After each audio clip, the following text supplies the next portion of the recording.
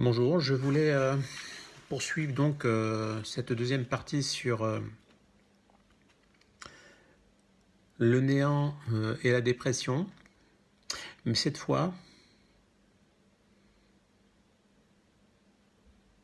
en tenant compte plutôt à partir du niveau le plus élevé de l'homme, à savoir le niveau de Adam et de Chava. Et là, on est dans un cas de figure qui est complètement à l'opposé de la création du monde. C'est-à-dire que dans ce cas bien précis, on part d'une finalité, entre guillemets, en apparence, vers une destruction programmée.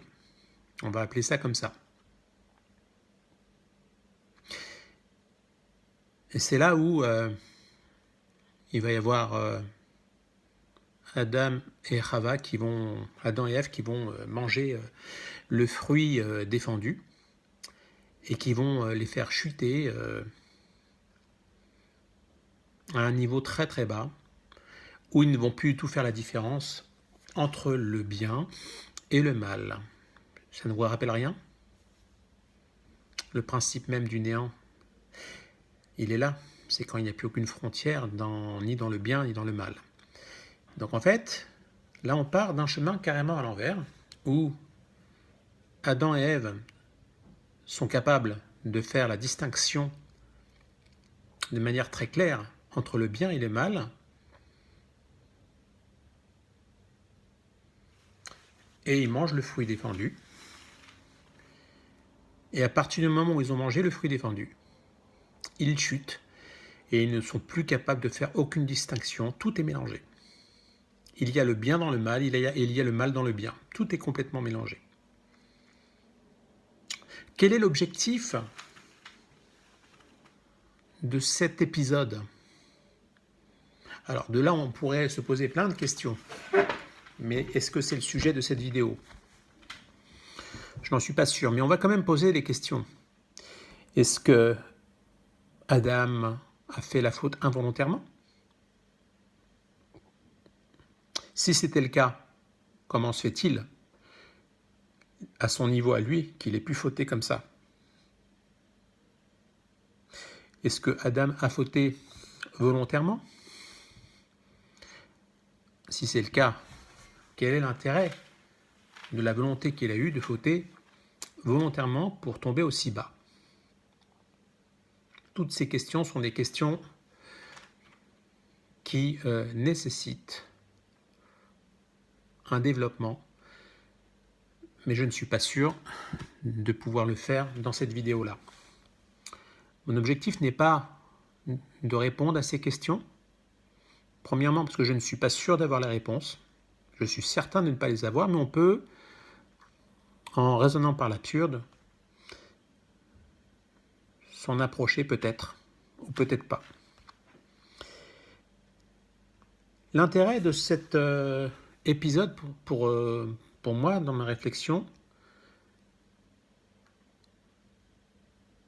elle est d'une importance capitale. Car en fait,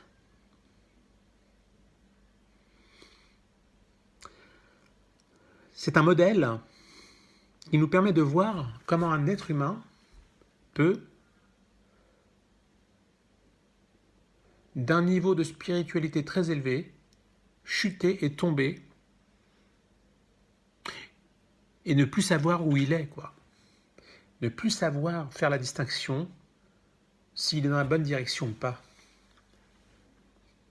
Quelqu'un qui a perdu tous ses repères. Alors qu'à la base, c'est quelqu'un qui savait ce qu'il faisait, Là, je ne parle pas d'Adam, je parle d'un être humain sur le modèle de la faute d'Adam et de son niveau qu'il avait avant la faute. Et on peut imaginer que ce qui peut pousser un homme à chuter, C'est déjà le manque de confiance en soi et en l'autre. Je m'explique. Ce qui a poussé Ève à fauter, c'est parce que Adam n'avait pas été très explicite lorsqu'il lui a dit qu'il ne fallait pas qu'il touche l'arbre défendu, alors qu'en réalité, il aurait simplement pu lui dire qu'il ne fallait pas qu'elle en mange, et cela aurait suffi pour qu'elle évite de tomber dans le piège du serpent. Toutes ces choses sont des symboliques, nous sommes d'accord. Et lorsque le serpent a poussé Ève contre l'arbre, Ève s'est rendue compte qu'elle n'est pas morte, qu'elle était toujours là. Et à partir de là, de fil en aiguille, elle s'est mise à manger du fruit défendu. Et ensuite, elle en a fait goûter à Adam qui, lui, était en train de dormir. De là, on voit, on peut distinguer, plutôt percevoir un problème de communication entre eux, Adam et Ève. Mais le problème de communication était lié à quoi? Qu'est-ce qui a poussé ce manque de communication, si ce n'est ce manque de confiance qu'il y avait entre Adam et Ève? Pourquoi ce manque de confiance?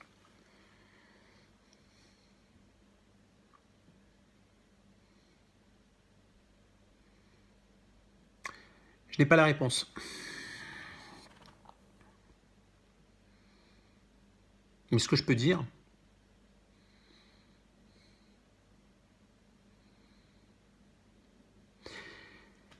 c'est que l'objectif de cette vidéo n'est pas d'avoir la réponse à toutes ces questions-là.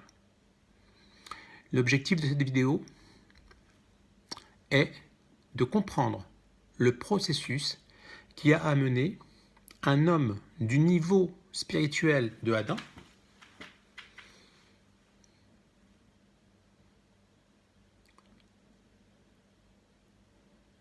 vers cette destruction programmée.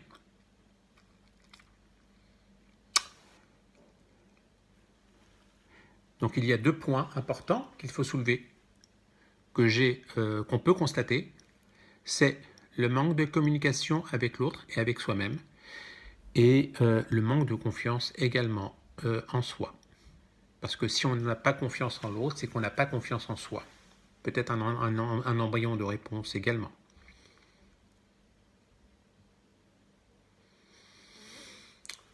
Donc si Adam avait tout ce dont il avait besoin,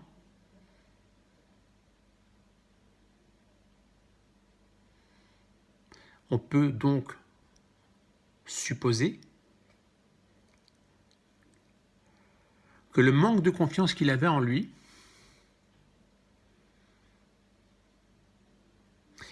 était lié au fait qu'il avait justement tout ce dont il avait besoin et que ce qu'il possédait,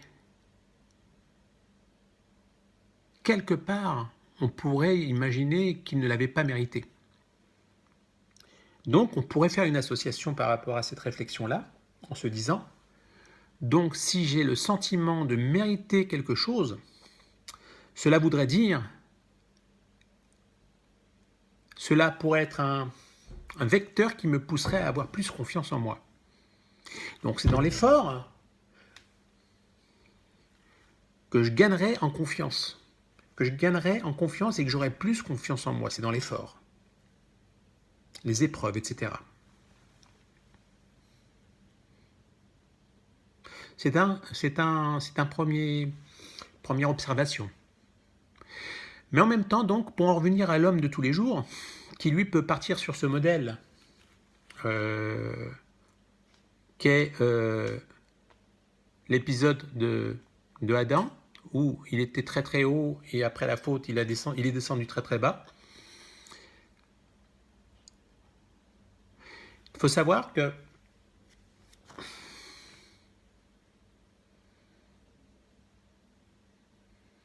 par opposition à la création du monde, Comme on l'avait dit dans la première vidéo, avant la création du monde, c'était le néant. Ensuite, la création du monde a permis de créer des séparations, de recadrer les choses et de permettre à la vie d'exister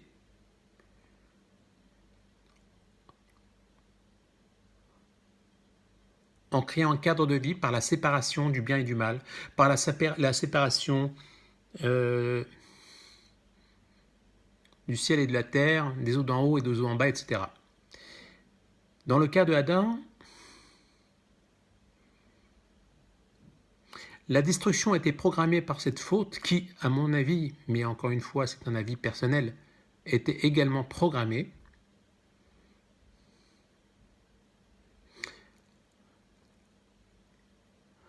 pour nous redonner à nous-mêmes les moyens, à notre niveau à nous, de nous reconstruire.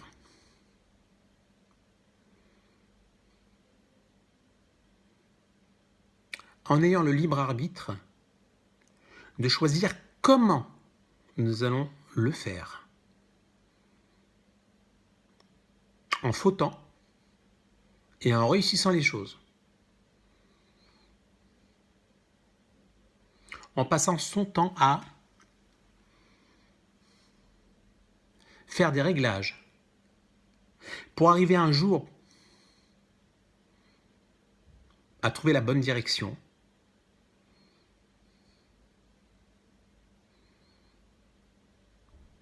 En créant ces séparations successives.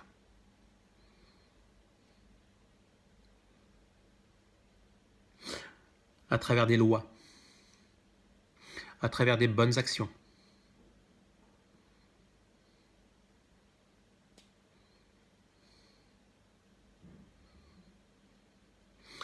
À travers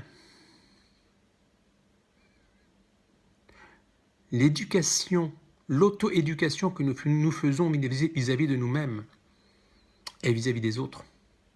L'apprentissage de vivre dans l'amour de soi et dans l'amour de l'autre.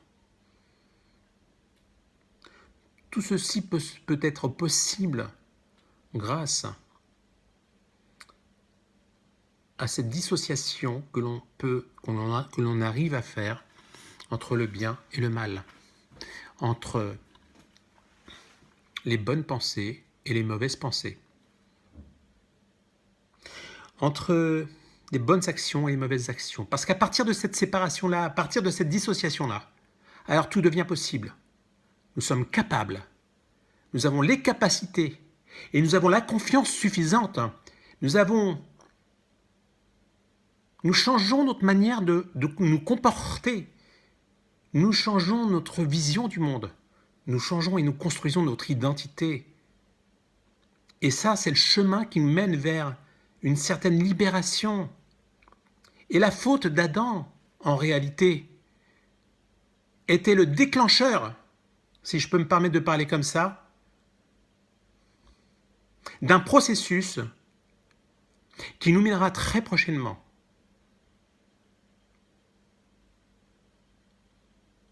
à notre propre délivrance intérieure, à retrouver cette liberté nécessaire dont nous avons tous besoin. Mais pour cela, pour y arriver, il faut continuer à avancer, à travailler. Et surtout, ressentir le mérite que nous avons tous, avoir réussi le projet qui a été initié par le premier homme, Adam. Bonne journée à tous.